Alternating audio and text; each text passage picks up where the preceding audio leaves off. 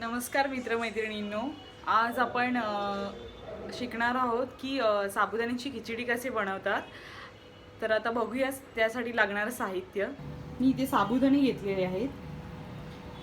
एक बटाटा घेतलाय एवढ्या आकाराचा, मोठ्या आकाराचा जरा घेतलाय. कोथिंबीर घेतली आहे.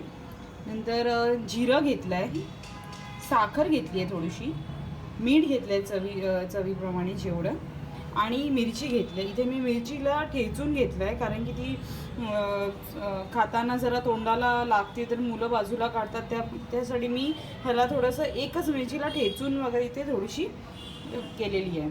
आणि थोडंसं तेल घेतलेलं आहे. आता मी गॅस ऑन केला आहे.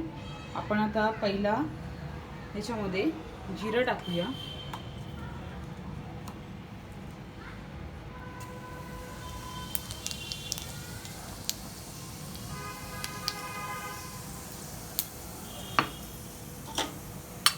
त्यानंतर ह्याच्यामध्ये मिरची टाकूया आपण.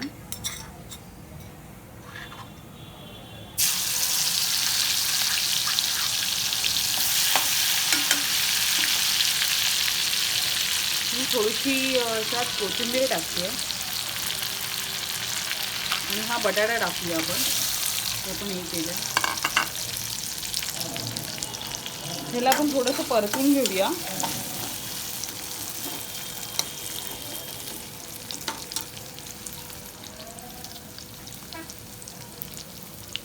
थोडंसं मीठ बटाट्यांवर, म्हणजे बटाट्यांना थोडंसं मीठ लागेल.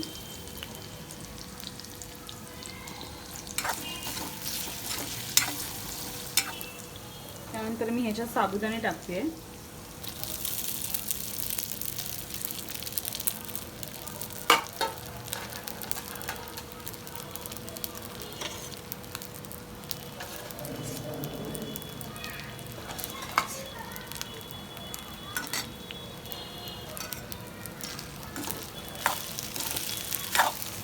छान परतून घ्यायचं.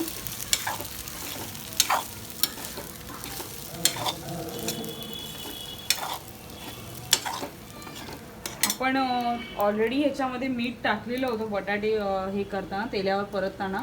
तर आता टाकताना थोडंसं मीठ जरा कमीच टाकायचं आहे.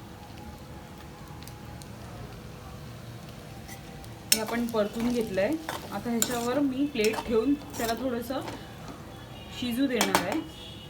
हे साबुदाण्याची खिचडी तयार झाली आहे कधी कळणार, जेव्हा ह्या सफेद साबुदाण्याचा कलर आहे तो एकदम ट्रान्सपरंट होईल ना, तेव्हा समजायचं की ही खिचडी तयार झालेली आहे. आता ह्याच्यावर मी झाकण ठेवून ह्याला मी एक वाफ येऊ देईन. आता आपण एकदा चेक करून घेऊया की आपली साबुदाण्याची खिचडी कुठपर्यंत आली आहे. हे बघा, थोडासा आता ह्याचा कलर ट्रान्सपरंट होत आलेला आहे. थोडा अजून व्हायला हवा. थोडा अर्धा झाला, अर्धा नाही असा आहे. पूर्णपणे होईल तेव्हा मग ते शिजेल.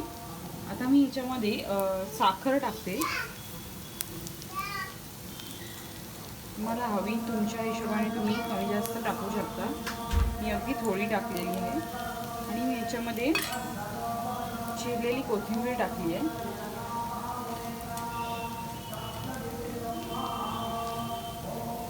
आपण ह्याला अजून एक वाफ आणू द्यावी. अजून एक गोष्ट मी सांगायला विसरली, ह्याच्यामध्ये शेंगदाण्याचा कूट पण टाकायचा आहे. तो मी आता टाकते आहे. हा अगदी शेवटी टाकला तरी चालेल कारण की तो आपण ऑलरेडी भाजून घेतलेला असतो. तर मी ह्याच्यात आता कूट टाकते आहे. तुम्ही ही खिचडी दह्यासोबत खाऊ शकता, खोबरं टाकून खाऊ शकता, ओलं कातलेलं हे तुम्ही ह्याच्यासोबत खाऊ शकता. मस्त लागते. आता ही आपली ऑलमोस्ट रेडी झाली आहे खिचडी.